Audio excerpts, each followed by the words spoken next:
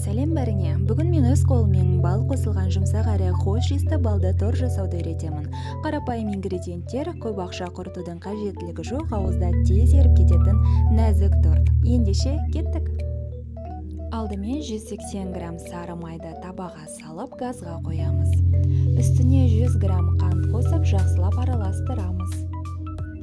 Қант еріген соң 1-1,5 ас қасық бал саламыз да тағы да жақсылап араластырамыз.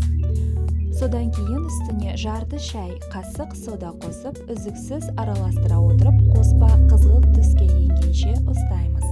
Көпіршігін шыққанын күтеміз.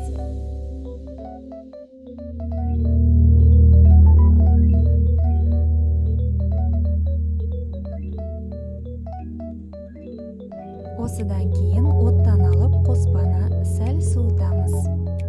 Бөлек ыдыста 3 жұмыртқаны миксермен жақсылап шайқап аламыз. Енді 2 қоспаны араластырамыз.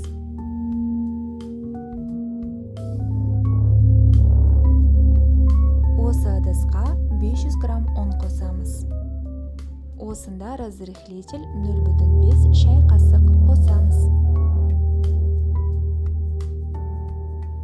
Жақсылап от души араластырамыз.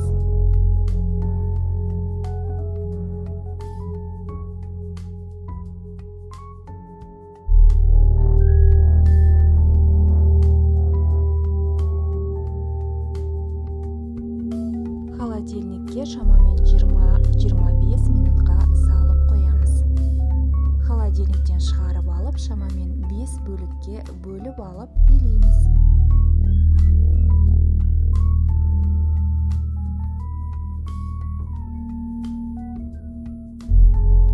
Өлшемі бәрінде бірдей болу үшін кез келген ыдысты алып, алдын ала өлшеп алдым. Сонда піскен кезде бәрі бірдей размерде болады.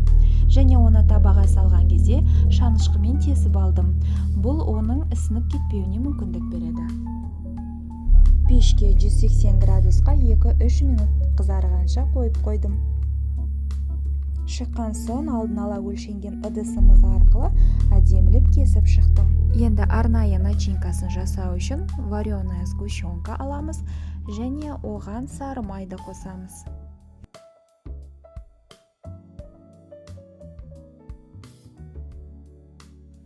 Миксерде жақсылап араластырып аламыз. Коржықтарға арнайы крем начинканы жағып шығамын. Коржықтан қалған арнайы үгінділерді алып, миксерге салып үгітіп аламын. Оны қазір начинка кремнің үстінен осылай салып, әдемілеп безендіретін боламыз.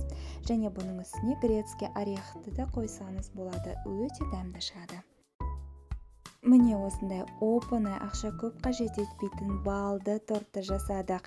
Күндеріңіз сәтті өтсін, келесі жылы кездескенше жаңа жылдарыңызбен. Сіздермен болған Мадина Ержанқызы.